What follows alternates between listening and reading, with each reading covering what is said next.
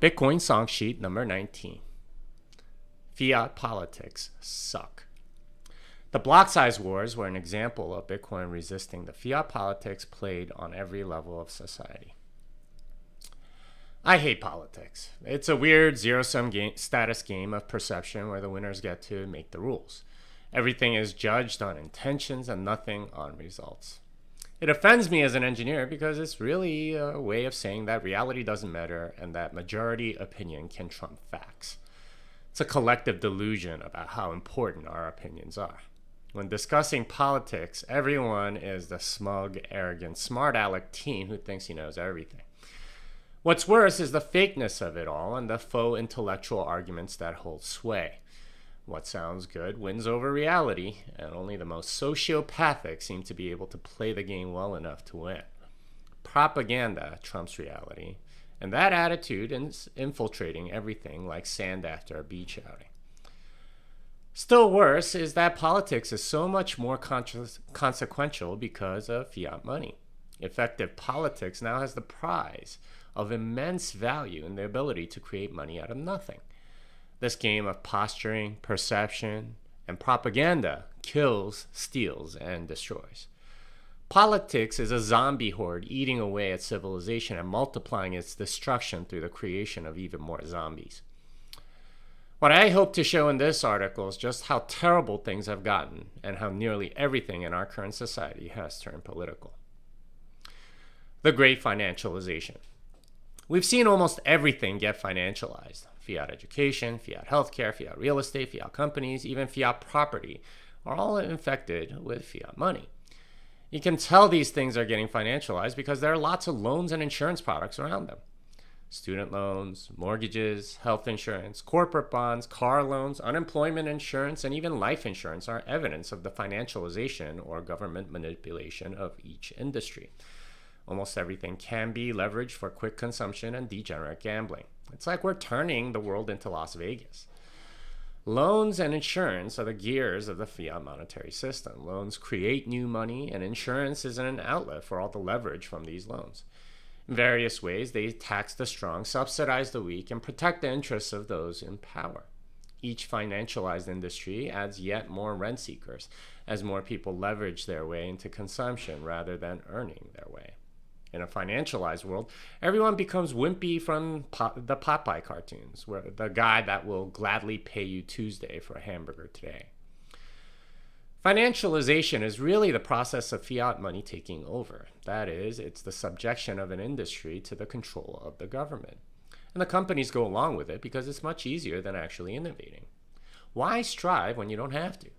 Corporate welfare is not that different from normal welfare, just much more expensive. They both remove incentives to be productive or provide value. Every financialized industry slowly debases into DMV-like inefficiency as they grow fat on fiat subsidization. Financialization has a bigger problem than just the non-productivity of the subsidized entities. The bigger problem is that they become endorsers of the state. Once you take the king's coin, you become the king's man. Messing with the market. The main effect of financialization is that it props up companies that would otherwise go bankrupt.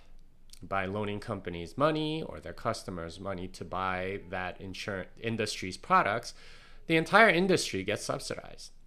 These companies become like that guy that always seems to get into trouble and gets bailed out by family. Financialization incentivizes mediocrity. In other words, merit takes a back seat whenever fiat money gets involved. Instead of market forces creating better goods and services, worse goods and services continue to be pushed onto the market, usually at cheaper prices to compensate for their lack of quality. This is the real reason subsidized industries produce inferior goods. Subsidization leads to a debasement of goods and services. If you're wondering why products and services have gotten much worse during the pandemic, there's your answer. It's inflation-subsidized mediocrity. What takes the front seat instead are political considerations. Right now in the US, these considerations include how diverse your executive team is, how environmentally friendly the products are, and how much they support the war in Ukraine. These political considerations are called environmental, social, and corporate governance, ESG, And they have nothing to do with profit and everything to do with perception and propaganda. The government gets to create its own sock puppets in industry to give themselves more power. This is nothing new. In other political regimes, industries had to align with war efforts, racial segregation, ethnic cleansing, and worse. The more authoritarian a government is, the more aligned you have to be. So Nazis and communists demanded much more political compliance than, say, the 19th century US government. The politicization of industry is an indicator of how authoritarian the government is getting. The past 2 years have shown this with vaccine mandates, Black Lives Matter support, and the Ukraine war support. The main tool at play is money. Financialization guarantees alignment with the people in power. Entire industries get bought and enslaved by the money printer. Needless to say, this isn't good for the people, and they carry the heavy burden of supporting all this with the debasement of their savings. The people in power.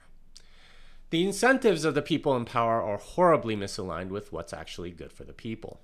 Because elected officials are typically not around very long, they tend to have a very short-term focus. That is, generally high time preference. Their generally high time preference, and politics reveals that. Every elected official is like the many millions today living paycheck to paycheck, covering today's bills only with no regard for planning for tomorrow.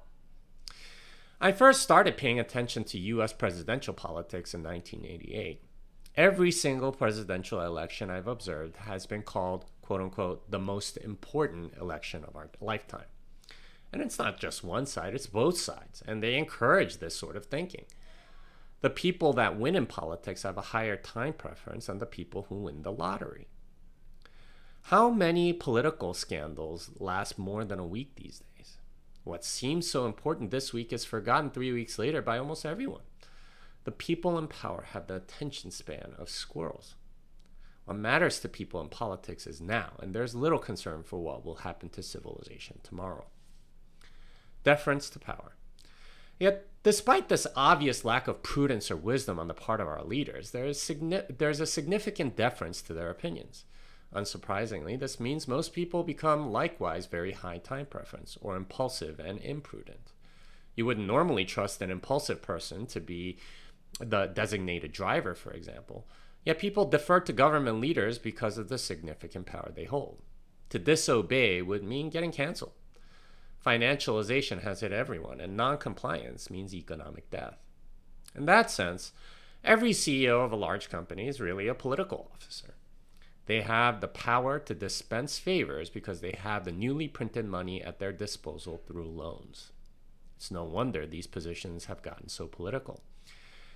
Currying favor with the money printers through marketing is much more important for a CEO now than actually making good products. Instead of deferring to the market, companies defer to power. It's no wonder so many industries have seen little to no innovation for decades. Non-compliance means economic death, and subsidization means stagnation. Not a great environment to thrive as a business. And guess who gets screwed? Instead of customers, the community or society at large being the beneficiaries of the company's goods, we get the people in power getting all the benefits. CEOs, politicians, and investment bankers get to advance their agenda at our cost. Whatever is convenient for the powerful. The powerful get what they want at the expense of everyone else. In a badly aligned system like politics, this typically means destruction of value. Rent seekers will spend other people's money for their own benefit without providing value to anyone. This often includes creating more rent-seeking positions. The zombie horde grows. Instead of new innovations, regulations keep out any competition from current incumbents. Nuclear power hasn't progressed since the 70s, and neither have airlines. Gee, I wonder what happened in 1971. This is unfortunately the normal course of business, as financialization has essentially put the power of money printing into the hands of the politically connected. Becoming friends with the politically connected pays better than creating a useful good or service. It'd be like selecting a quarterback based on who's good friends with the team owner. It's not going to lead to much progress or prosperity. Bitcoin and politics. If this whole thing so far sounds depressing, that's because it is. There's no question that the financialization has gotten worse, the subsidization more abundant, and politics more ubiquitous. Yet there's one thing that we've seen going against the tide of all this destruction of value: Bitcoin. We saw that Bitcoin was different 5 years ago during the block size wars. One side was a powerful group of well connected CEOs who made a consensus among themselves about what Bitcoin should be. They wanted to define and control Bitcoin through changes in its protocol. On the other side were the users. They are what would be considered irrelevant in politics. In the normal course of politics, these were at best people that could easily be manipulated by propaganda and at worst people that could be canceled. At this point, any outside observer would have predicted that the powerful companies would win. They were the better political players and knew how to take power in any governance structure. This was a professional football team going against a JV team of a local high school. One side seemed poised to easily get what they want and use politics to get it. Whether through regulation, subsidization, or cancellation, the CEOs had tools to get what they want. But something strange happened. The JV team started to win. And the reason was because there's no central authority in Bitcoin. There wasn't a group to bribe. There wasn't any governance board to appeal to. They had to deal with the market, the people, the users. They couldn't bypass them with some authority that could change the rules for them. We found out that they weren't a professional football team as much as they had the refs in their pocket. Bitcoin created a fair match. And the users, the people, or the market responded. They said no. And won. Bitcoin is anti-political. There were a lot of people that were betting on the side of the corporations and the powerful. These were seasoned pros when it came to propaganda and politics, and surely they would figure out a way to defeat some plebs on Twitter, yet they couldn't. The corporations couldn't change Bitcoin because Bitcoin was different. The users got to decide what was and wasn't Bitcoin. The playing field was frustratingly fair and level, much to the detriment of the people specializing in influencing the refs. Bitcoin not only resisted the protocol changes, but any attempts to represent them by proxy. Eric Voorhees famously claimed that they represented them because these users were these companies' customers. The market spoke clearly and loudly in the futures markets that this was not the case. Despite all the money and resources clearly being on one side of the debate, the plebs won. The users had a voice, not through some intermediary or trusted third party, but directly through the market. And they spoke. It turns out that we were the professional football team all along, and they were the JV team that specialized in bribing refs. The plebs won, and it wasn't particularly close. Bitcoin is anti-political. It resists political processes because changes require consensus. Even a small minority can resist changes to the rules. There's no bribing the ref or the rules committee. Bitcoin took politics out of the equation. Altcoins are political. Contrast this to altcoins and the difference couldn't be more stark. Altcoins operate completely at a political level, controlling the perception of the public through massive propaganda campaigns. They are in the habit of subsidizing anything and everything that makes their coin look good while spreading FUD about anything that makes their coin look bad. They defer completely to the people in power, like the creator or foundation. They bribe influencers and give them rent-seeking positions. They rob people blind while telling them it's good for them. If you doubt me, think through this thought experiment. Would an altcoin have been able to resist a SegWit 2x agreement from 5 years ago? The answer is no. The people in charge of the altcoin would have decided, and that would have been it. Indeed, SegWit 2x-like agreements are happening all the time in altcoin land. They're called hard forks and show how centralized and political these coins are. Bitcoin is living the U.S. Constitution's ideal. Interestingly, consensus-driven decision-making was the original design of the U.S. Constitution. It was supposed to be very difficult for any law to get passed, and for a while, even one senator could derail it. That meant every change and every law had to take into consideration everyone that it would affect. If it didn't satisfy all the people, then it wouldn't get passed. Unfortunately, this changed as the checks and balances kept getting debased. Changes to the rules came easier and easier even as the economy stagnated. Unlike the US government, Bitcoin fulfills this idea that every person has a say. You can't just take stuff away from someone without their consent. Cynically, you can say that politics is the agreement by the majority to take stuff from the minority.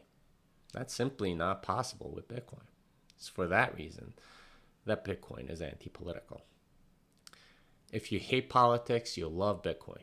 Happy Bitcoin Independence Day. 12 new altcoins coming soon. 1. Woman coin. Coins for women only, with the border governments that decide what a woman is, not you because you're not a biologist. 2. Diffie-Rand. Founded by an academic that got tired of scamming a few undergrads and decided to scam the entire public instead. Bitcoin Nakamoto. A fork of Bitcoin for those that believe Andreessen Horowitz should own Satoshi's coins. Byte Pecunia. Privacy-focused coin that guarantees nothing, like, say, supply, future governance, or even privacy. Methamphetamine. A coin that keeps promising to change everything based on the fanciful ideas of its teenage founder, but fails to deliver because said founder can't code, nor has any interest in doing so because of the pre-mine. 6. Trinium. Founded by some Asian guy to market to a billion Asians, but nobody in the West cares because it's only Asians that are getting hurt. 7. Catastrophe. Get 18% yield until the price doesn't go up anymore, at which point it's a negative 100% yield, unless you're one of the people at the top, in which case you get a 20,000% yield. 8. Cripple.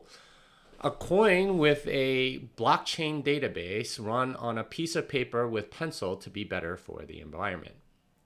9. Dachshund.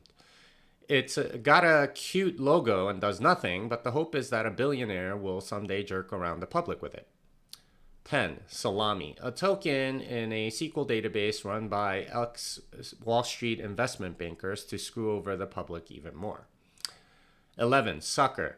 Recruit 10 people to get rewarded with staking coins which can be redeemed in 3 years when the founder will be in prison.